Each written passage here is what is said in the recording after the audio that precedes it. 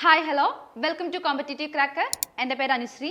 അപ്പോൾ നമ്മുടെ company board അസിസ്റ്റൻറ്റിൻ്റെ notification ഒക്കെ വന്നു കഴിഞ്ഞു. ഇനി എല്ലാവരുടെയും ടെൻഷൻ നിങ്ങൾക്ക് അപ്ലൈ ചെയ്തിട്ടുണ്ടാവും അല്ലേ? അപ്പോൾ എല്ലാവരുടെയും ടെൻഷൻ ഇനിയിപ്പോൾ ഇത് എങ്ങനെ പഠിച്ചു തുടങ്ങണം, എക്സാം എപ്പോഴായിരിക്കും വരുന്നത്, അങ്ങനെ ഒരുപാട് ടെൻഷനിലൂടെ ആയിരിക്കും നിങ്ങളെല്ലാവരും കടന്നു പോകുന്നത്. അപ്പം എങ്ങനെ നമുക്ക് കമ്പനി ബോർഡ് അസിസ്റ്റന്റ് എക്സാമിന് വേണ്ടി ഒന്ന് നമ്മുടെ പ്രിപ്പറേഷൻ എങ്ങനെ സ്റ്റാർട്ട് ചെയ്യാം എന്നതിനെ പറ്റിയിട്ടാണ് ഇന്നത്തെ വീഡിയോയിൽ നമ്മൾ ഡിസ്കസ് ചെയ്യാൻ വേണ്ടി പോകുന്നത്. ഞാൻ എപ്പോഴും പറയാറുണ്ട്, നമ്മൾ ഏത് പരീക്ഷയ്ക്ക് പ്രിപ്പയർ ചെയ്യുന്നതിന് മുന്നേയും നമ്മുടെ കയ്യിൽ ഇമ്പോർട്ടൻ്റ് ആയിട്ട് വേണ്ടത് പ്രധാനമായിട്ടും ആ പരീക്ഷയ്ക്ക് വേണ്ട സിലബസ് ആണല്ലേ. അപ്പോൾ സിലബസ് ആദ്യം തന്നെ നിങ്ങളുടെ കയ്യിലുണ്ടെന്ന് നിങ്ങൾ ഉറപ്പുവരുത്തുക. നമ്മുടെ പരീക്ഷ വരുന്നത് ഡിഗ്രി ലെവൽ പരീക്ഷകളെല്ലാം എപ്പോഴും 2 ഫേസസ് ആയിട്ടാണ് നടക്കുന്നത്. ഫസ്റ്റ് നമുക്കൊരു പ്രിലിംസ് ഉണ്ടാവും, പ്രിലിംസിന് ശേഷം മെയിൻസ് എന്ന നിലയിലാണ് നടക്കുന്നത്. അപ്പോൾ കമ്പനി ബോർഡിൻ്റെതും നമുക്കറിയില്ല, മെയിൻസിലേക്ക് വരുമ്പോൾ സിലബസിൽ ചേഞ്ച് ഉണ്ടാവുമോ എന്നറിയില്ല. എന്ത് തന്നെയാണെങ്കിലും പ്രിലിംസിൻ്റെ സിലബസ് പഴയ സിലബസ് തന്നെയായിരിക്കും. അപ്പോൾ കമ്പനി ബോർഡ് ഉണ്ട്, യൂണിവേഴ്സിറ്റി അസിസ്റ്റന്റ് ഉണ്ട്, നമുക്ക് മുന്നിൽ ഒരുപാട് ഡിഗ്രി ലെവൽ പരീക്ഷകൾ നമുക്ക് മുന്നിലോട്ടേക്ക് ഇനി വരികയാണ്. അപ്പം ഈ പരീക്ഷകൾക്ക് എല്ലാത്തിനും വേണ്ടിയിട്ട് നമ്മുടെ ഈ കോമൺ പ്രിലിമിനറി സിലബസ് എടുത്തിട്ട് നമുക്ക് പഠിക്കാവുന്നതാണ്.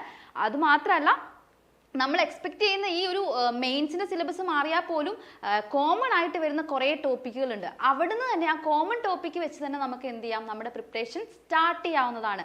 അങ്ങനെ സ്റ്റാർട്ട് ചെയ്താൽ നിങ്ങൾക്ക് പ്രിലിംസ് കഴിഞ്ഞ് മെയിൻസിലേക്ക് കിടക്കുമ്പോൾ പോലും നിങ്ങൾക്ക് ഒരുപാട് ഓവർ ബേർഡൻ ആയിട്ട് തോന്നില്ല. നമുക്ക് ഇനി ഒന്ന് സിസ്റ്റമാറ്റിക് ആയിട്ട് പഠിച്ചെടുക്കാവുന്നതാണ്. അപ്പോൾ നമുക്ക് ആദ്യം സിലബസ് നോക്കാം.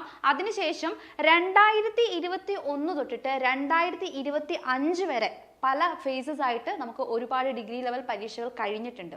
ഓക്കെ, അപ്പം ഈ പരീക്ഷകൾക്കൊക്കെ ഏത് ഭാഗത്തു നിന്നാണ് കൂടുതൽ ചോദ്യങ്ങൾ ചോദിച്ചിരിക്കുന്നത്, അപ്പം കൂടുതൽ ചോദ്യങ്ങൾ ചോദിച്ചിരിക്കുന്ന ഭാഗങ്ങൾ നമ്മളൊന്ന് തരം തിരിച്ചെടുത്തേക്കുവാണ്. എന്നിട്ട് ആ ഏരിയ കൂടുതൽ ഫോക്കസ് ചെയ്തിട്ട് വേണം നമ്മുടെ പ്രിപ്പറേഷൻ നമ്മൾ സ്റ്റാർട്ട് ചെയ്യാൻ വേണ്ടിയിട്ട്. അപ്പോൾ നമുക്ക് ആദ്യം നമ്മുടെ സിലബസ് ഒന്ന് കാണാം. ഓരോ സിലബസിനെയും ഇവിടെ മുറിച്ച് വെച്ചിട്ടുണ്ട്. ആദ്യത്തെ നോക്കിക്കെ, ഹിസ്റ്ററി എന്ന ഭാഗത്ത് കേരള ഹിസ്റ്ററിയുടെ സിലബസ് ആണ് ഇവിടെ വെച്ചേക്കുന്നത്. ഇവിടെ നോക്കിയാൽ നമുക്ക് അറൈവൽ ഓഫ് യൂറോപ്യൻസ്, അതുപോലെ തന്നെ history of Travancore from Marthanda Varma to Sree Chithira Thirunal, social religious reform movements, അങ്ങനെ തുടങ്ങി വലിയ വാസ്റ്റ് ആയി കിടക്കുന്ന ഒരു സിലബസ് ആണ്. എപ്പോഴും നമുക്കറിയാം 5 മാർക്കേ നമുക്ക് 10 മാർക്കാണ് നമുക്ക് ഇവിടെ നിന്നുള്ളത്. നമുക്കിവിടെ Kerala history, Indian history, world history എന്നൊക്കെ പറഞ്ഞ് നമ്മുടെ സിലബസ് ഇങ്ങനെ വാസ്റ്റ് ആയിട്ട് കിടക്കുകയാണ്.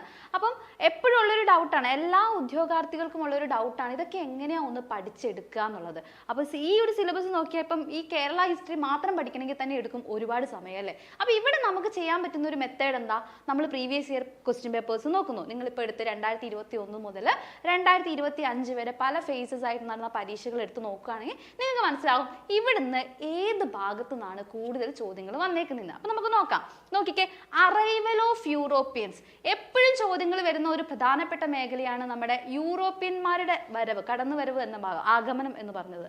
ഓക്കെ, ഇവിടെ തന്നെ ഏറ്റവും കൂടുതൽ ചോദിച്ചിരിക്കുന്നത് പോർച്ചുഗീസുകാരെയാണ്. പോർച്ചുഗീസുകാർ ചോദിക്കാറുണ്ട്. അതുപോലെ തന്നെ നമ്മുടെ ഈ ഒരു ഭാഗത്ത് നമുക്ക് അറൈവൽ ഓഫ് യൂറോപ്യൻസ് എന്ന ഭാഗത്തു നിന്നും അതുപോലെ തന്നെ നമ്മുടെ ട്രാവൻകൂർ ഹിസ്റ്ററിയുടെ ഭാഗത്തു നിന്നും രണ്ടും കൂടി കമ്പൈൻ ആയിട്ട് കൊളച്ചിൽ വാറിൻ്റെ ഭാഗമൊക്കെ ഇവിടെ ചോദിക്കാറുണ്ട്. അതുപോലെ തന്നെ ഡച്ചുകാരുടെ കോൺട്രിബ്യൂഷൻസ്, അതൊക്കെയാണ് ഇവിടെ പ്രധാനമായിട്ടും ചോദിക്കുന്നത്.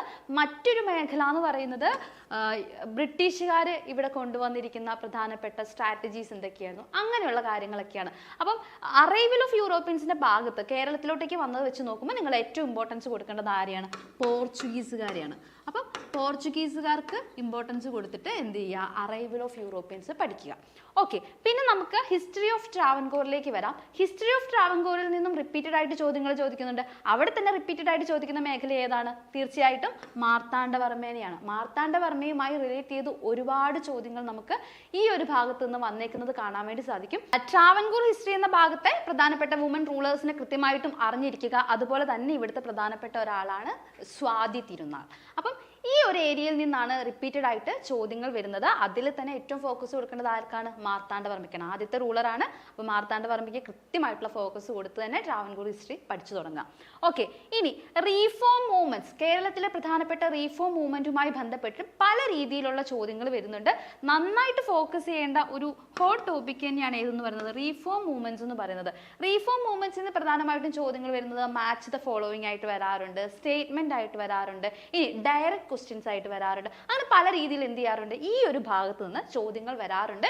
അപ്പോൾ പ്രധാനപ്പെട്ട നമ്മുടെ നവോത്ഥാന നായകന്മാരെയും അവരുടെ സംഭാവനകൾ, അവരുടെ ഓർഗനൈസേഷൻസ്, അങ്ങനെയുള്ള കാര്യങ്ങൾ എന്ത് ചെയ്യുക, കൃത്യമായിട്ടും നിങ്ങൾ പഠിച്ച് തന്നെ മുന്നോട്ടേക്ക് പോവുക. അപ്പം കേരള ഹിസ്റ്ററിയിലോട്ടേക്ക് വരുമ്പോൾ വളരെ വാസ്റ്റ് ആയിട്ട് കിടക്കുന്ന ആ ഒരു ടോപ്പിക് ലിസ്റ്റിനെ നമുക്ക് എന്ത് ചെയ്യാം, ഈ ഒരു രീതിയിലേക്ക് നമുക്ക് ചുരുക്കി കൊണ്ടുവരാൻ വേണ്ടി പറ്റും.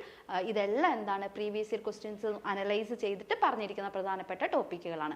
ഓക്കെ, ഇനി നമുക്ക് നമ്മുടെ ഹിസ്റ്ററിയിൽ അധികം ശ്രദ്ധിക്കപ്പെടാണ്ട്, എല്ലാവരും അധികം ശ്രദ്ധിക്കാണ്ട് കിടക്കുന്ന ഒരു മേഖലയാണ് മെഡീവിയൽ ഇന്ത്യ എന്ന് പറയുന്നത്.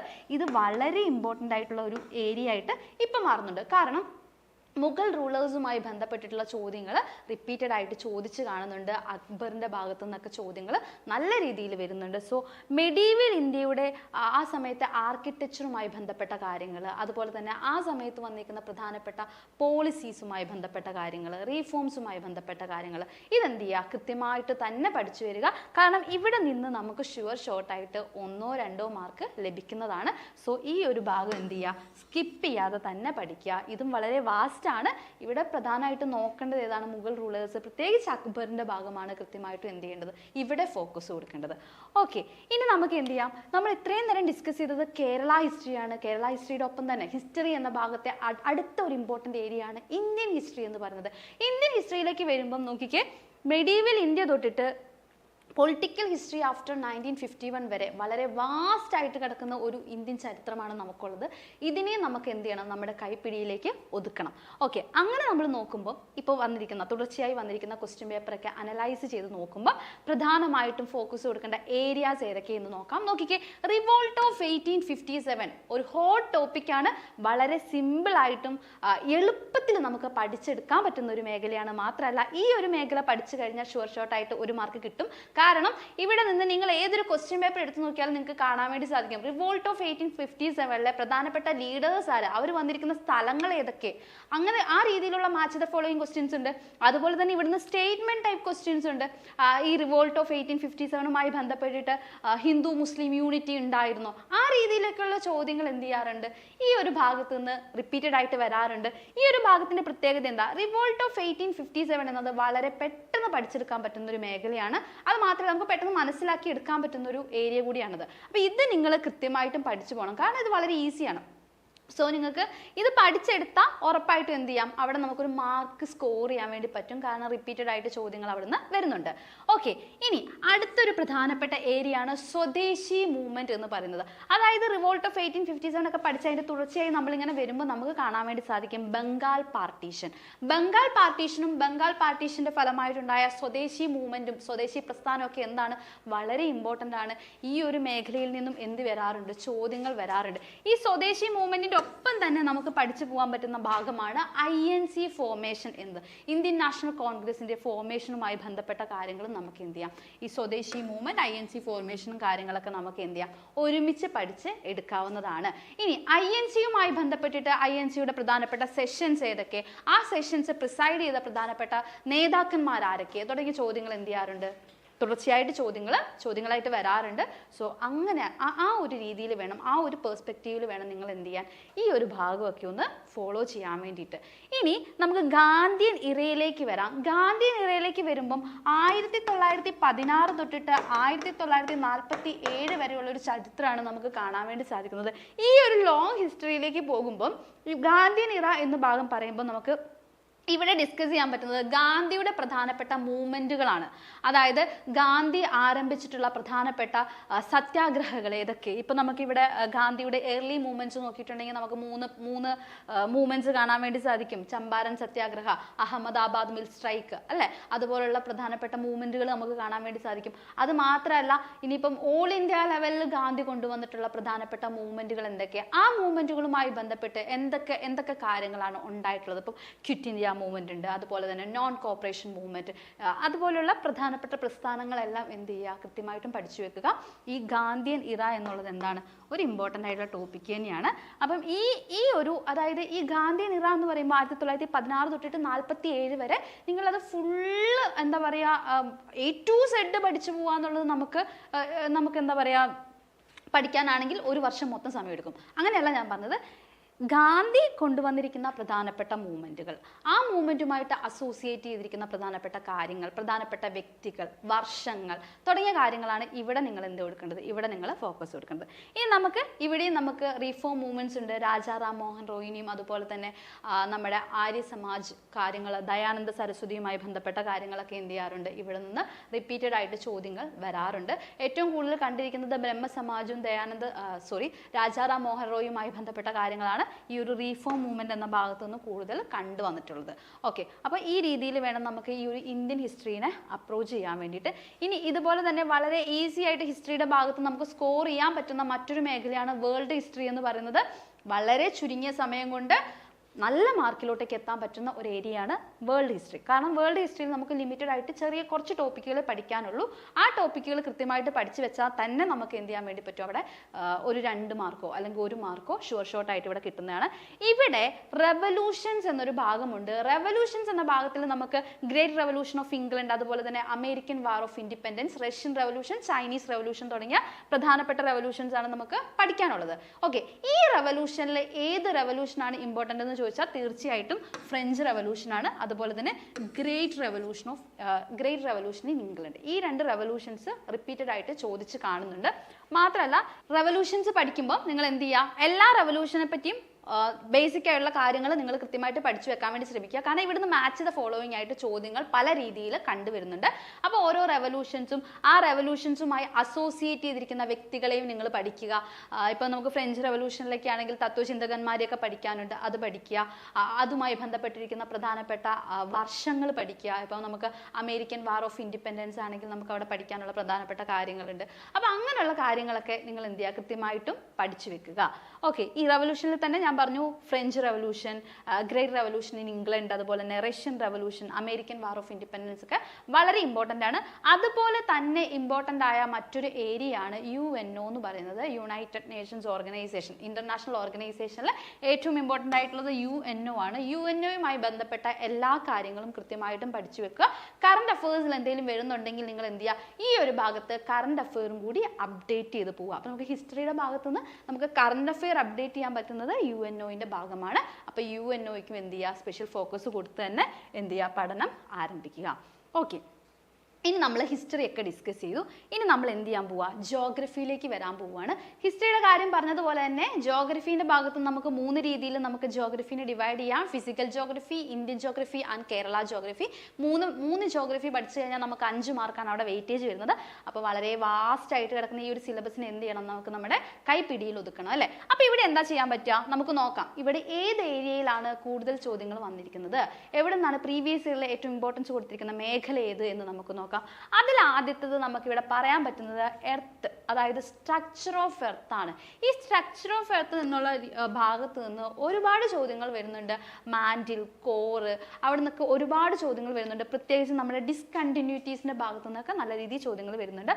അപ്പോൾ ഈ ഇന്റീരിയർ സ്ട്രക്ചർ ഓഫ് എർത്ത് എന്നുള്ള ഭാഗം വളരെ എളുപ്പത്തിൽ നമുക്ക് പഠിച്ചെടുക്കാൻ സാധിക്കുന്ന ഒരു ഭാഗമാണ്. അവിടെ കുറേ ഫാക്ച്വൽ ആയിട്ടുള്ള കാര്യങ്ങൾ പഠിക്കാനുണ്ട്, കോൺസെപ്റ്റുകൾ അറിയാനുണ്ട്. അത് കൃത്യമായിട്ട് പഠിച്ചു വെക്കുകയാണെങ്കിൽ ഷോർട്ടായിട്ട് ഇവിടെ നമുക്ക് മാർക്ക് സ്കോർ ചെയ്യാൻ വേണ്ടി പറ്റും. അപ്പം ഇങ്ങനെ നമുക്ക് എളുപ്പത്തിൽ പഠിച്ചെടുക്കാൻ പറ്റുന്ന മേഖലകളൊക്കെ എന്ത് ചെയ്യുക, ആദ്യം തന്നെ പഠിച്ചു പോവുക. അപ്പം നിങ്ങളുടെ കയ്യിൽ ആ ഒരു മാർക്ക് നിങ്ങളുടെ കയ്യിൽ സേഫായി. പിന്നീട് നിങ്ങൾ എന്ത് ചെയ്യുക, നിങ്ങൾക്ക് ഡിഫിക്കൽട്ടായിട്ട് തോന്നുന്ന ഭാഗങ്ങൾ പിന്നീട് പഠിച്ചു പോവുക. അപ്പം അതിനുശേഷം ഇതൊക്കെ കൃത്യമായിട്ട് റിവൈസ് ഒക്കെ ചെയ്താൽ നിങ്ങളിവിടെ ഈ ഒരു ഭാഗം നിങ്ങൾക്ക് സെറ്റാക്കി എടുക്കാവുന്നതേ ഉള്ളൂ. ഓക്കെ, ഇനി സ്ട്രക്ചർ ഓഫ് എർത്ത് പറയുന്നത് പോലെ തന്നെ ഇമ്പോർട്ടൻ്റ് ആയിട്ടുള്ള മറ്റൊരു ഏരിയ ആണ് നമ്മുടെ അറ്റ്മോസ്ഫിയർ എന്ന് പറയുന്നത്. അറ്റ്മോസ്ഫിയർ അതായത് വിവിധ അന്തരീക്ഷ പാളികളുമായി ബന്ധപ്പെട്ടിട്ട് പല രീതിയിലുള്ള ചോദ്യങ്ങൾ വരുന്നുണ്ട്. സ്റ്റേറ്റ്മെന്റ് ടൈപ്പ് വരാറുണ്ട്, ഫാക്ച്വൽ ഓറിയന്റഡ് ആയിട്ടുള്ള ക്വസ്റ്റ്യൻസ് വരാറുണ്ട്, മാച്ച് ദ ഫോളോയിങ് ആയിട്ടുള്ള ക്വസ്റ്റ്യൻസ് വരാറുണ്ട്, അസേർഷൻ റീസൺ ടൈപ്പ് ക്വസ്റ്റ്യൻസ്, പല രീതിയിലുള്ള ചോദ്യങ്ങളും നമ്മൾ അറ്റ്മോസ്ഫിയറിന്റെ ഭാഗത്തുനിന്ന് കാണുന്നുണ്ട്. കൃത്യമായിട്ടും അന്തരീക്ഷ പാളികളെ മനസ്സിലാക്കി വെക്കുക, കൃത്യമായിട്ടും പഠിച്ചു പോവുക. ഇപ്പം ഇതൊക്കെ നിങ്ങൾക്ക് എന്ത് ചെയ്യാം, ജോഗ്രഫിയുടെ ഭാഗത്തുനിന്ന് സ്റ്റാർട്ട് ചെയ്ത് പഠിക്കാൻ പറ്റുന്ന പോർഷൻസ് ആണ് ഇതെല്ലാം എന്ന് പറയുന്നത്. ഇനി ജോഗ്രഫിയിലെ കുറച്ച് ടഫായതും എന്നാൽ മാർക്ക് സ്കോർ ചെയ്യാൻ പറ്റുന്ന ഒരു ഏരിയയാണ് പ്രഷർ ബെൽറ്റ് ആൻഡ് വിൻഡ്സ് എന്ന് പറയുന്നത്. അപ്പം അന്തരീക്ഷ മർദ്ദവുമായി ബന്ധപ്പെട്ടിട്ട് പ്രഷർ ബെൽറ്റുകളെ പറ്റി കൃത്യമായിട്ട് അറിഞ്ഞിരിക്കണം. കാരണം ഇതൊരു കോൺസെപ്ച്വൽ ഓറിയന്റഡ് ടോപ്പിക്കാണ്. ഇത് പഠിച്ചെടുക്കാൻ കുറച്ച് ഡിഫിക്കൽട്ടാണ്. പക്ഷെ നിങ്ങളത് ആ ഒരു കോൺസെപ്റ്റ് നിങ്ങൾ കൃത്യമായിട്ടും പഠിച്ചെടുക്കുകയാണെങ്കിൽ ഇവിടെ നല്ല രീതിയിൽ മാർക്ക് സ്കോർ ചെയ്യാൻ പറ്റും. പലർക്കും മാർക്ക് പോകുന്ന ഒരു ഏരിയ കൂടിയാണ് ഈ ഒരു പ്രഷർ ബെൽറ്റ് ആൻഡ് വിൻസ് എന്നുള്ള ഭാഗം. അപ്പോൾ ഇതെന്ത് ചെയ്യുക, ഇതിന് നല്ലൊരു ഫോക്കസ് കൊടുത്ത് തന്നെ ഇതൊന്ന് പഠിച്ചെടുക്കുക. അതായത് ഇവിടുന്ന് മാർക്ക് മാക്സിമം കിട്ടാൻ പാകത്തിന് നിങ്ങൾ എന്ത് ചെയ്യണം, ഇവിടെ ഇത് പഠിച്ചു തുടങ്ങണം. ഇത് ഒരു ഹോട്ട് ടോപ്പിക് തന്നെയാണ്. ഇനി അടുത്ത നമ്മുടെ പ്രധാനപ്പെട്ട ഒരു ഏരിയയാണ് റോക്ക് സിസ്റ്റം എന്ന് പറയുന്നത്. ഏതൊരു ക്വസ്റ്റ്യൻ പേപ്പർ എടുത്തു നോക്കിയാലും ആഗ്നേയശിലയുമായി ബന്ധപ്പെട്ടതോ അവസാദശിലയുമായി ബന്ധപ്പെട്ടതോ അല്ലെങ്കിൽ മെറ്റാമോർഫിക് റോക്സുമായി ബന്ധപ്പെട്ടതോ ഏതെങ്കിലും ഒരു റോക്കുമായി ബന്ധപ്പെട്ട ഒരു ചോദ്യങ്ങൾ റിപ്പീറ്റഡ് ആയിട്ട് കാണുന്നുണ്ട്. സോ റോക്ക് സിസ്റ്റം ഫിസിക്കൽ ജോഗ്രഫിയിൽ വളരെ ഇമ്പോർട്ടൻ്റ് ആണ്. റോക്ക് സിസ്റ്റം ഓരോ റോക്കുകളും ആ റോക്കുകളുടെ പ്രത്യേകതകൾ എന്തൊക്കെയെന്നും ഓരോ ടൈപ്പ് പഠിക്കുമ്പോഴും അതിൽ വരുന്ന എക്സാമ്പിൾസ് വരുന്ന റോക്കുകൾ ഏതൊക്കെയാണ്, അങ്ങനെ എല്ലാ കാര്യങ്ങളും എന്ത് ചെയ്യുക, കൃത്യമായിട്ട് തന്നെ പഠിച്ചു പോകുക. വളരെ ഇമ്പോർട്ടൻ്റ് ആയിട്ടുള്ള ഏരിയയാണ് റോക്ക് സിസ്റ്റം എന്ന് പറയുന്നത്. ഇനി മാപ്പുകളിലോട്ട് വരാം.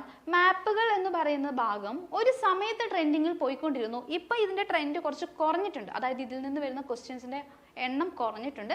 എങ്കിലും സ്റ്റിൽ നിങ്ങൾ എന്ത് ചെയ്യുക, മാപ്പുകളുമായി ബന്ധപ്പെട്ട ബേസിക് ആയിട്ടുള്ള കാര്യങ്ങളും കൂടി പഠിച്ചു പോകാൻ വേണ്ടി ശ്രമിക്കുക. നമുക്കറിയില്ല, ചിലപ്പോൾ നെക്സ്റ്റ് എക്സാമിൽ ചിലപ്പോൾ ഇനി മാപ്പ് കയറി വന്നാലോ അല്ലേ. അപ്പോൾ സോ മാപ്പിനും ഒരു ഇമ്പോർട്ടൻസ് കൊടുത്ത് തന്നെ എന്ത് ചെയ്യുക, മാപ്പ്, ടോപ്പോഗ്രഫിക്കൽ മാപ്സ്, അങ്ങനെയുള്ള ഭൂപടങ്ങളൊക്കെ കൃത്യമായിട്ട് അറിഞ്ഞിരിക്കുക. ഓക്കെ, അപ്പം നമ്മൾ ഇത്രയും നേരം പറഞ്ഞത് ഫിസിക്കൽ ജോഗ്രഫിയുടെ കാര്യമാണ്. ഇനി നമുക്ക് ഇന്ത്യൻ ജോഗ്രഫിയിലേക്ക് പോവാം. ഇന്ത്യൻ ജോഗ്രഫീൻ്റെ കാര്യം പറയുമ്പോഴും ഇന്ത്യയിൽ നമുക്ക് ഫിസിക്കൽ ഡിവിഷൻസ് പഠിക്കാനുണ്ട്, നമ്മുടെ ഡ്രെയിനേജ് സിസ്റ്റം പഠിക്കാനുണ്ട്, അതുപോലെ തന്നെ minerals and industries, energy sources, agriculture, transportation system, ഇങ്ങനെ വാസ്റ്റ് ആയിട്ട് കിടക്കുകയാണ് ഇന്ത്യൻ ജോഗ്രഫി എന്നുള്ളത്.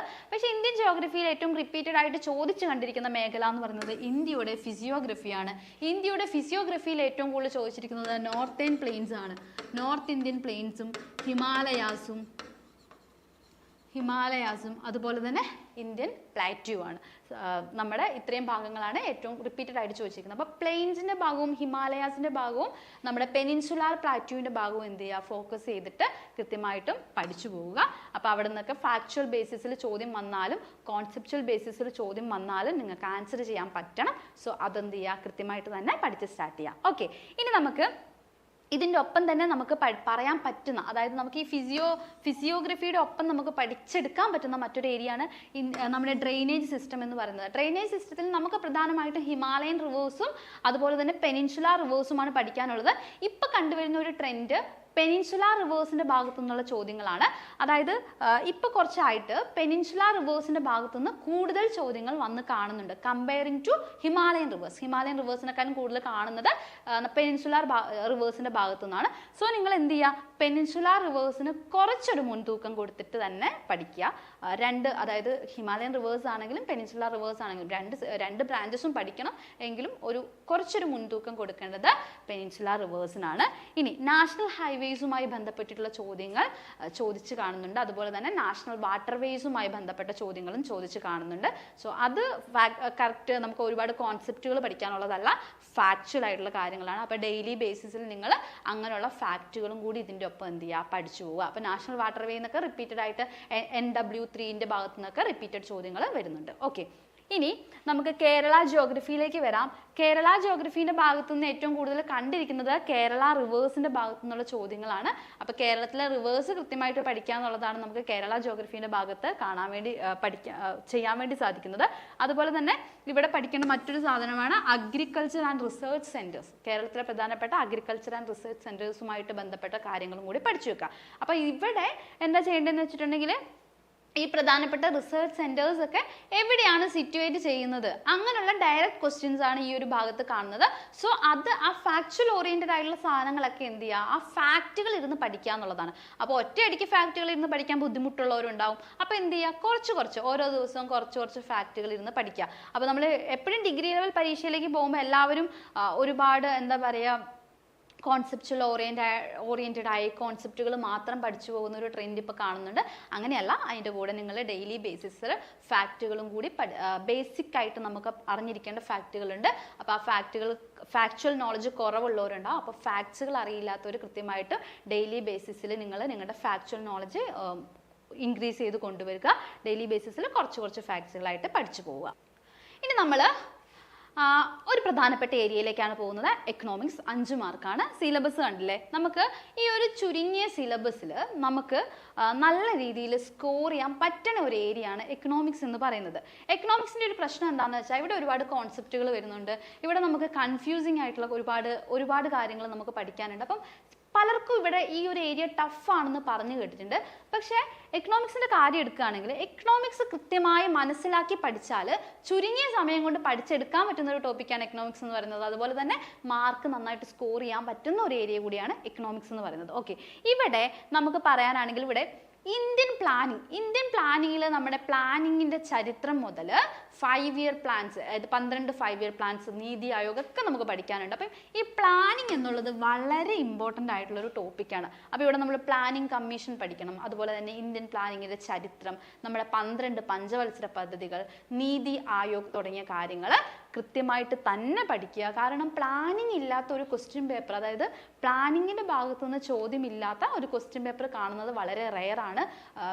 മജോറിറ്റി ക്വസ്റ്റ്യൻ പേപ്പറിലും എന്തുണ്ട്, പ്ലാനിങ്ങിൻ്റെ ഭാഗത്തുനിന്ന് ചോദ്യങ്ങൾ വരുന്നുണ്ട്. സോ ഇത് കൃത്യമായിട്ടും പഠിച്ചു തന്നെ പോവുക. ഇനി ഗ്രീൻ റെവല്യൂഷൻ, ഇപ്പം അടുത്തിടെയായി കാണുന്ന ഒരു ട്രെൻഡാണ് ഗ്രീൻ റെവല്യൂഷൻ എന്ന് പറയുന്നത്. ഗ്രീൻ റെവല്യൂഷന് അത്യാവശ്യം നല്ല രീതിയിലുള്ള ചോദ്യങ്ങൾ വന്നു കാണുന്നുണ്ട്. ഡോക്ടർ MS സ്വാമിനാഥൻ അദ്ദേഹത്തിൻ്റെ മരണശേഷമാണ് ഈ ഒരു ഗ്രീൻ റെവല്യൂഷൻ്റെ ഭാഗത്തുനിന്ന് ഇത്രയധികം ചോദ്യങ്ങൾ വന്നു കാണുന്നത്. സോ ഈ ഒരു ഭാഗത്തുനിന്ന് ഇപ്പോൾ കാണുന്നത് സ്റ്റേറ്റ്മെൻറ്റ് ടൈപ്പ് ക്വസ്റ്റ്യൻസ് ആണ്. സ്റ്റേറ്റ്മെൻറ്റ് ടൈപ്പ് അത്യാവശ്യം ഡെപ്ത് ലെവലിൽ തന്നെ ഗ്രീൻ റെവല്യൂഷനിൽ നിന്ന് ചോദ്യങ്ങൾ ചോദിച്ച് കാണുന്നുണ്ട്. സോ ഇത് കൃത്യമായിട്ട് തന്നെ എന്ത് ചെയ്യുക, ഗ്രീൻ റെവല്യൂഷനെ നിങ്ങളൊന്ന് കൃത്യമായി തന്നെ പഠിച്ചെടുക്കുക. ഓക്കെ, അതൊരു ഇമ്പോർട്ടൻ്റ് ആയിട്ടുള്ള ടോപ്പിക്കാണ്. മറ്റൊരു ഇമ്പോർട്ടൻ്റ് ടോപ്പിക്കാണ് നാഷണൽ ഇൻകം, ദേശീയ വരുമാനവുമായി ബന്ധപ്പെട്ടിട്ട് ഒരുപാട് ചോദ്യങ്ങൾ കാണുന്നുണ്ട്. സോ നാഷണൽ ഇൻകം മിസ്സാക്കാതെ പഠിക്കേണ്ട ഒരു ടോപ്പിക് തന്നെയാണ്. ഇനി സെക്ടേഴ്സ് ഓഫ് എക്കോണമി, വളരെ ഈസിയായി പഠിച്ചെടുക്കാൻ പറ്റുന്നതും എന്നാൽ മാർക്ക് സ്കോർ ചെയ്യാൻ പറ്റുന്നതുമായിട്ടുള്ള ഒരു ഏരിയയാണ് സെക്ടേഴ്സ് ഓഫ് എക്കോണമി എന്ന് പറയുന്നത്. നമ്മുടെ എക്കോണമിയിലെ വിവിധ സെക്ടേഴ്സിനെ പറ്റിയിട്ട് അറിഞ്ഞിരിക്കുക. ഈ ഓരോ സെക്ടേഴ്സിലും വരുന്ന എക്സാമ്പിൾസ് പഠിക്കുക എന്നുള്ളതാണ് ഇവിടെ നിങ്ങൾ ചെയ്യേണ്ടത്. ഓരോ എക്സാമ്പിൾസ് തന്നിട്ട് ഇത് മാച്ച് ദ ഫോളോയിങ് ആയിട്ടൊക്കെ ചോദിക്കാറുണ്ട്. അപ്പോൾ കൃത്യമായിട്ട് അറിഞ്ഞിരിക്കണം. ഫോർ എക്സാമ്പിൾ ഇപ്പം മൈനിങ് എന്ന് പറയുന്നത് ഏത് സെക്ടറിൽ വരുന്നു, അങ്ങനെയുള്ള ചോദ്യങ്ങളൊക്കെ റിപ്പീറ്റഡ് ആയിട്ട് ചോദിക്കുന്നുണ്ട്. സോ ഈ ഒരു സെക്ടേഴ്സ് ഓഫ് എക്കോണമി കൃത്യമായിട്ട് പഠിച്ചു വെക്കുക. ഇതിൻ്റെ കൂടെ ഒരു ടോപ്പിക് ഉണ്ട്, ന്യൂ ഇക്കണോമിക് പോളിസി എന്നുള്ളത്. ന്യൂ ഇക്കണോമിക് പോളിസിയിൽ ലിബറലൈസേഷനുമായി ബന്ധപ്പെട്ടിട്ടൊക്കെ ഒരു അത്യാവശ്യം നല്ല ലെവലിലുള്ള ഒരു സ്റ്റേറ്റ്മെന്റ് ക്വസ്റ്റ്യൻസ് ഒക്കെ കണ്ടിരുന്നു. സോ ന്യൂ ഇക്കണോമിക് പോളിസിയിലെ LPG reforms, liberalisation, privatisation, globalisation എന്തൊക്കെയാണ്, അതിൽ ആ ഒരു സമയത്ത് വന്നിരിക്കുന്ന മാറ്റങ്ങൾ എന്തൊക്കെ, അങ്ങനെയുള്ള കാര്യങ്ങൾ കൃത്യമായിട്ട് തന്നെ എന്ത് ചെയ്യുക, അതും കൂടി ഒന്ന് പഠിച്ചു വെക്കുക. പിന്നെ ടാക്സ് സിസ്റ്റത്തിൽ നിന്ന് ചോദ്യങ്ങൾ വന്നു കാണുന്നുണ്ട്. Direct tax system, indirect tax system. അപ്പോൾ ഇൻഡയറക്റ്റ് ടാക്സിന് എക്സാമ്പിൾ ചെയ്ത്, ഡയറക്റ്റ് ടാക്സിന് എക്സാമ്പിൾ ചെയ്ത് തുടങ്ങിയ ചോദ്യങ്ങൾ ഈ ഒരു ഭാഗത്തുനിന്ന് കാണുന്നുണ്ട്. സോ അവിടെയും ഫോക്കസ് കൊടുക്കുക. ഇനി വളരെ ഇമ്പോർട്ടൻ്റ് ആയിട്ടുള്ള മറ്റൊരു ഏരിയയാണ് RBIയും RBIയുടെ മോണിറ്ററി പോളിസി എന്ന് പറയുന്നത്. മോണിറ്ററി പോളിസി കൃത്യമായിട്ടും പഠിച്ചു വെക്കണം. ഇൻഫ്ലേഷനുമായി ബന്ധപ്പെട്ട കാര്യങ്ങൾ, ഇൻഫ്ലേഷൻ ടാർഗറ്റിങ്ങിനെ പറ്റി അറിഞ്ഞിരിക്കണം. പ്രധാനപ്പെട്ട മോണിറ്ററി പോളിസീസും ആ മോണിറ്ററി പോളിസീസിൽ കറണ്ട് റേറ്റുകൾ ഏതൊക്കെ, ഇപ്പോൾ ബാങ്ക് റേറ്റിൻ്റെ ഇപ്പോഴത്തെ നിലവിലെ റേറ്റ് ഏത്, റിപ്പോ റേറ്റ് എത്ര, റിവേഴ്സ് റിപ്പോ റേറ്റ് എത്ര തുടങ്ങിയ കാര്യങ്ങൾ അറിഞ്ഞിരിക്കണം. പിന്നെ ഇൻഫ്ലേഷൻ വന്നു കഴിയുമ്പോൾ ബാങ്ക് റേറ്റിന് സംഭവിക്കുന്ന മാറ്റങ്ങൾ എന്ത്, ഓപ്പൺ മാർക്കറ്റ് ഓപ്പറേഷനിൽ സെക്യൂരിറ്റീസ് വിൽക്കുകയാണോ വാങ്ങുകയാണോ ചെയ്യുന്നത് തുടങ്ങിയ കാര്യങ്ങളൊക്കെ കൃത്യമായിട്ട് അറിഞ്ഞിരിക്കുക. വളരെ ഇമ്പോർട്ടൻ്റ് ആയിട്ടുള്ള ടോപ്പിക്കാണ് മോണിറ്ററി പോളിസി എന്നുള്ളത്. ഓക്കെ, അപ്പോൾ എക്കണോമിക്സിൻ്റെ ഭാഗത്തുനിന്ന് ഈ ഏരിയാസിനാണ് നിങ്ങൾ എന്ത് ചെയ്യേണ്ടത്, പ്രയോറിറ്റി കൊടുത്ത് പഠിക്കേണ്ടത്. ഇനി നമുക്ക് നമ്മുടെ സിവിക്സിലേക്ക് വരാം. സിവിക്സ് എന്ന് പറയുന്നത് വളരെ വാസ്റ്റായിട്ട് കിടക്കുന്ന ഒരു മേഖലയാണ്. ഒരുപാട് കാര്യങ്ങൾ ഇവിടെ പഠിക്കാനുണ്ട്. അപ്പോൾ ഇതിനെ നമുക്കൊന്ന് ചുരുക്കി പറയുകയാണെങ്കിൽ ഏറ്റവും കൂടുതൽ ചോദ്യങ്ങൾ വന്നിരിക്കുന്നതെന്ന് പറയുന്നത് ഒന്ന് RT ആക്ട് ആണ്. RT ആക്ട് ഒഴിവാക്കി നിങ്ങൾ ഒരിക്കലും സിവിക്സ് പഠിക്കരുത്. കാരണം കൃത്യമായിട്ടും RT ആക്ടിൽ നിന്ന് എല്ലാ തവണയും ചോദ്യങ്ങൾ വരുന്നുണ്ട്. മസ്റ്റായിട്ടും എന്ത് ചെയ്യുക, RT ആക്ട് പഠിച്ച് തന്നെ മുന്നോട്ടേക്ക് പോവുക. ചെറിയ ചോദ്യം തൊട്ടിട്ട് വലിയ സ്റ്റേറ്റ്മെന്റ് ടൈപ്പുള്ള ചോദ്യങ്ങൾ വരെ RT ആക്ടിൽ നിന്ന് വരുന്നുണ്ട്. കൃത്യമായിട്ട് തന്നെ അത് അറിഞ്ഞിരിക്കുക. മറ്റൊരു ഇമ്പോർട്ടൻ്റ് ഏരിയ ആണ് കൺസ്യൂമർ പ്രൊട്ടക്ഷൻ ആക്ട് എന്ന് പറയുന്നത്. കൺസ്യൂമർ പ്രൊട്ടക്ഷൻ ആക്ട് വളരെ വളരെ ഇമ്പോർട്ടൻ്റ്. അതായത് RT ആക്ടിൻ്റെ ഒപ്പം തന്നെ നമുക്ക് ചേർത്ത് വെച്ച് പറയാൻ പറ്റുന്ന മറ്റൊരു ഏരിയ ആണ് കൺസ്യൂമർ പ്രൊട്ടക്ഷൻ ആക്ട് എന്നുള്ളത്. ഇവിടെ നിന്നും വളരെ ബേസിക് ലെവൽ ക്വസ്റ്റ്യൻ തൊട്ടിട്ട് നല്ല ഹയർ ലെവൽ ക്വസ്റ്റ്യൻ വരെ എന്ത് ചെയ്യാറുണ്ട്, ഈ ഒരു കൺസ്യൂമർ പ്രൊട്ടക്ഷൻ ആക്ടിൽ നിന്നും ചോദിക്കാറുണ്ട്. അതും എന്ത് ചെയ്യുക, കൃത്യമായിട്ട് തന്നെ ഓരോ സെക്ഷൻസും കാര്യങ്ങളും എല്ലാം എടുത്തിട്ട് വളരെ വൃത്തിയായിട്ട് തന്നെ പഠിച്ചു പോവുക. ഇവിടെ ഒന്നും നിങ്ങൾ ഉഡായിപ്പ് രീതിയിൽ കുറച്ച് പോർഷൻ അങ്ങനെ സ്കിപ്പ് ചെയ്തല്ല പഠിക്കുന്നത്. വൃത്തിയിൽ തന്നെ ഓരോ കാര്യങ്ങളും വളരെ ഡീറ്റെയിൽ ആയി വൃത്തിയിൽ തന്നെ ഈ ഒരു മേഖല പഠിച്ചു തന്നെ പോവുക. ചോദ്യങ്ങൾ നമുക്ക് ഉറപ്പായിട്ടും പ്രതീക്ഷിക്കാവുന്ന 2 ഏരിയാസ് ആണത്. അടുത്തത് ഇന്ത്യൻ സിവിൽ സർവീസ് ആണ്. ഇന്ത്യൻ സിവിൽ സർവീസിൽ നിന്ന് ചോദ്യങ്ങളുടെ എണ്ണം ഇപ്പം കുറച്ച് കുറഞ്ഞു വരുന്നുണ്ട്. എങ്കിൽ പോലും ഇന്ത്യൻ സിവിൽ സർവീസ് എന്താണ് ഇമ്പോർട്ടൻ്റ് ആയിട്ടുള്ള ഏരിയ തന്നെയാണ്. മറ്റൊരു പ്രധാനപ്പെട്ട ഏരിയയാണ് ലോക്പാൽ ആൻഡ് ലോകായുക്ത എന്ന് പറയുന്നത്. ലോക്പാലുമായി ബന്ധപ്പെട്ടിട്ടാണെങ്കിലും ലോകായുക്തയുമായി ബന്ധപ്പെട്ടിട്ടാണെങ്കിലും സ്റ്റേറ്റ്മെന്റ് ടൈപ്പ് ക്വസ്റ്റ്യൻസ് കൃത്യമായിട്ടും ചോദിച്ച് കാണുന്നുണ്ട്. സോ ലോക്പാൽ ആൻഡ് ലോകായുക്ത പഠിച്ചു വെക്കുക.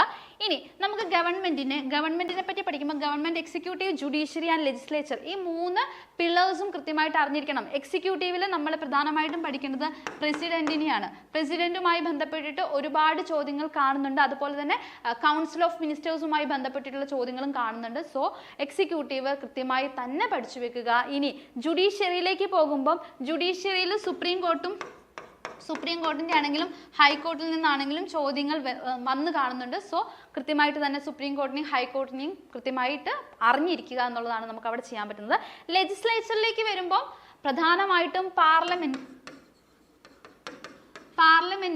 പാർലമെന്റിന്റെ ഓരോ കാര്യങ്ങളും, പാർലമെന്റ് എന്ന് പറയുന്നത് വളരെ വലിയൊരു ടോപ്പിക്കാണ്. പക്ഷേ പാർലമെന്റ് കൃത്യമായി നിങ്ങൾ പഠിച്ചു വെക്കുകയാണെങ്കിൽ നിങ്ങൾക്ക് ഈ ഒരു ലെജിസ്ലേച്ചറിന്റെ ഭാഗത്തുനിന്ന് എങ്ങനെ ക്വസ്റ്റ്യൻ വന്നാലും നിങ്ങൾക്ക് ആൻസർ ചെയ്യാൻ വേണ്ടി പറ്റും. സോ വളരെ ഇമ്പോർട്ടൻ്റ് ആണ് ഈ ഏരിയാസ് എല്ലാം. ഇനി നമുക്ക് നമ്മുടെ കോൺസ്റ്റിറ്റ്യൂഷനിലേക്ക് വരാം.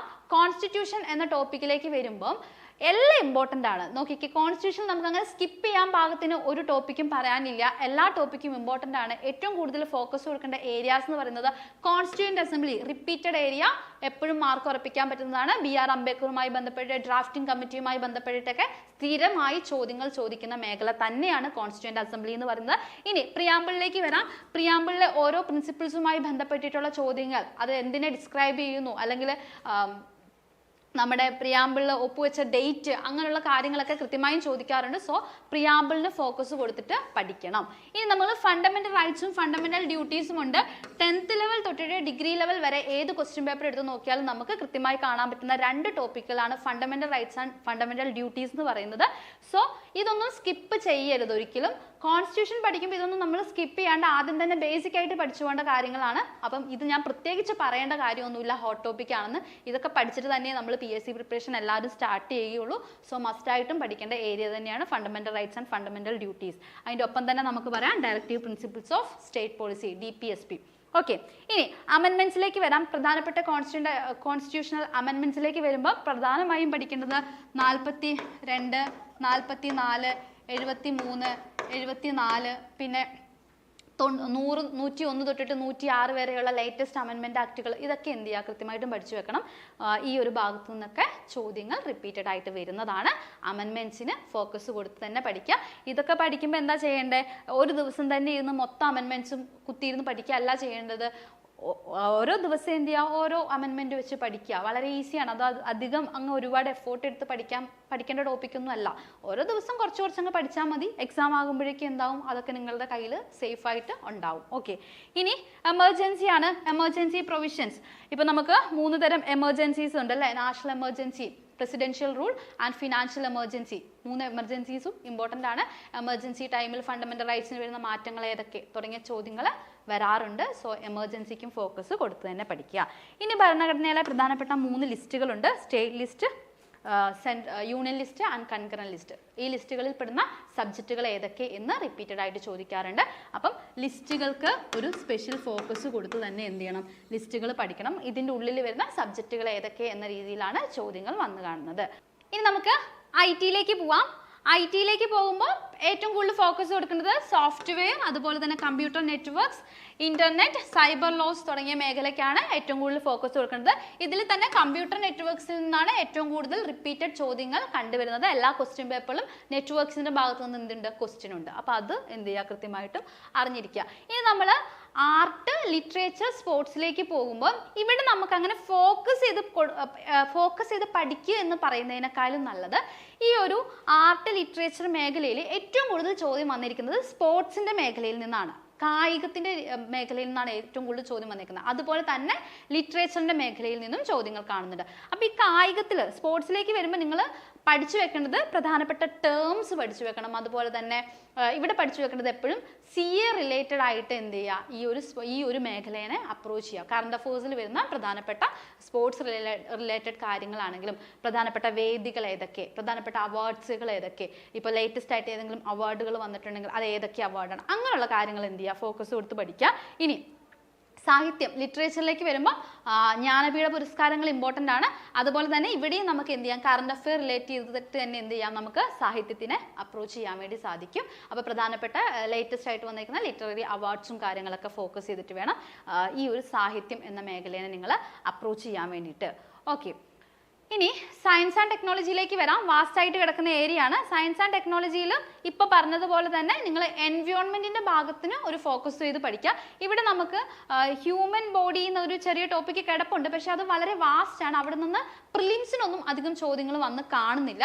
ഇവിടെ നിങ്ങൾ ISRO അതുപോലെ തന്നെ പ്രധാനപ്പെട്ട സ്പേസ് മിഷൻസ് ഏതൊക്കെ, DRDOയുടെ പ്രധാനപ്പെട്ട ദൗത്യങ്ങൾ, അങ്ങനെയുള്ള കാര്യങ്ങൾ, DRDOയുമായി ബന്ധപ്പെട്ടുള്ള കാര്യങ്ങൾ, അവിടുത്തെ പ്രധാനപ്പെട്ട പ്രോഗ്രാംസ്, വിഷൻസ്, മിഷൻസ്, അങ്ങനെയുള്ള കാര്യങ്ങളാണ് ഈ ഒരു ഏരിയയിൽ ഫോക്കസ് ചെയ്ത് കൊടുക്കേണ്ടത്. അതുപോലെ തന്നെ ഇവിടെ എനർജിയുമായി ബന്ധപ്പെട്ട കാര്യങ്ങൾക്കും എൻവയോൺമെന്റുമായി ബന്ധപ്പെട്ട കാര്യങ്ങൾക്കും ഫോക്കസ് കൊടുത്തുകൊണ്ട് എന്ത് ചെയ്യുക, സയൻസ് ആൻഡ് ടെക്നോളജീനെ അപ്രോച്ച് ചെയ്യുക. ഓക്കെ, അപ്പോൾ GKയിലെ 50 മാർക്കിനെ എങ്ങനെ നമ്മുടെ കയ്യിൽ ഒതുക്കാം എന്നതാണ് ഇത്രയും നേരം ഡിസ്കസ് ചെയ്തിരുന്നത്. ഇനി നമുക്ക് ബാക്കി 50 മാർക്കുണ്ട്. ആ 50 മാർക്കിൽ നമുക്ക് മാത്സ്, ഇംഗ്ലീഷ്, മലയാളമാണ് വരുന്നത്.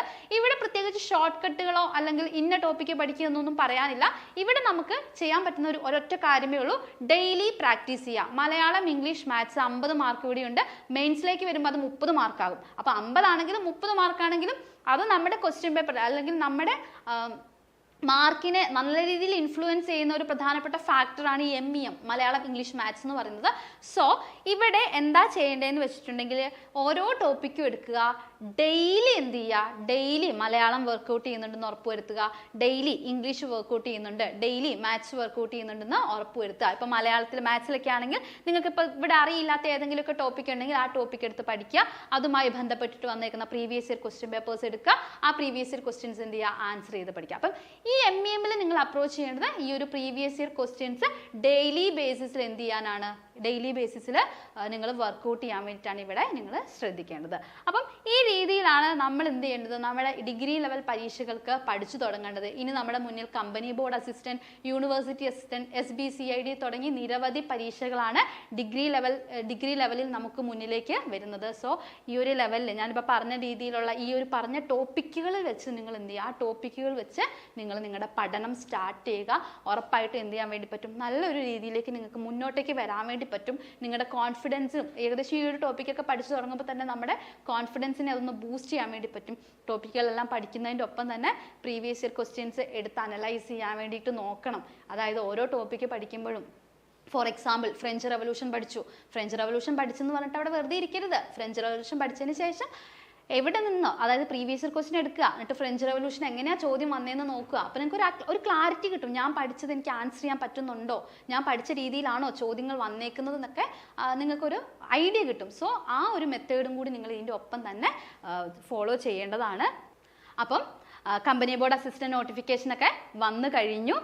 ഇനിയിപ്പോൾ എന്ത് ചെയ്യണം അല്ലേ, അതാണ് നമ്മളിപ്പോൾ ഇത്രയും നേരം പറഞ്ഞുകൊണ്ടിരുന്നത്. അപ്പോൾ ഇപ്പോൾ പറഞ്ഞ ഈ ഒരു മെത്തേഡൊക്കെ ഉപയോഗിച്ചുകൊണ്ട് വളരെ സിസ്റ്റമാറ്റിക് ആയിട്ട് ഡെയിലി ബേസിസിൽ ഒരു സ്റ്റഡി പ്ലാൻ ഒക്കെ തന്നുകൊണ്ടും കൃത്യമായിട്ടുള്ള മെൻറ്റർഷിപ്പ് സപ്പോർട്ട് തന്നുകൊണ്ടും വീക്ക്ലി ബേസിസിൽ എക്സാംസ് പ്രൊവൈഡ് ചെയ്തുകൊണ്ടും ഒക്കെ നമ്മളൊരു പുതിയ കമ്പനി ബോർഡ് അസിസ്റ്റന്റിന് വേണ്ടിയിട്ട് നിങ്ങൾക്കൊരു ബാച്ച് ആരംഭിച്ചിട്ടുണ്ട്.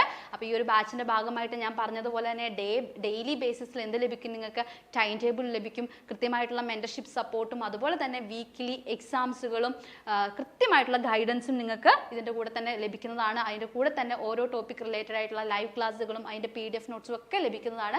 അപ്പോൾ നിങ്ങൾക്ക് നമ്മുടെ പുതിയ ബാച്ച് സ്റ്റാർട്ട് ചെയ്തിട്ടുണ്ട്. ഈ ഒരു ബാച്ചിൻ്റെ ഭാഗമാകാൻ നിങ്ങൾ ആരെങ്കിലും ആഗ്രഹിക്കുന്നുണ്ടെങ്കിൽ നിങ്ങൾക്ക് താഴെ കാണുന്ന നമ്പറിൽ കോൺടാക്റ്റ് ചെയ്യാവുന്നതാണ്. അപ്പോൾ നമുക്ക് ഇതുപോലുള്ള യൂസ്ഫുൾ വീഡിയോസുമായിട്ട് നമുക്ക് വീണ്ടും കാണാം. താങ്ക്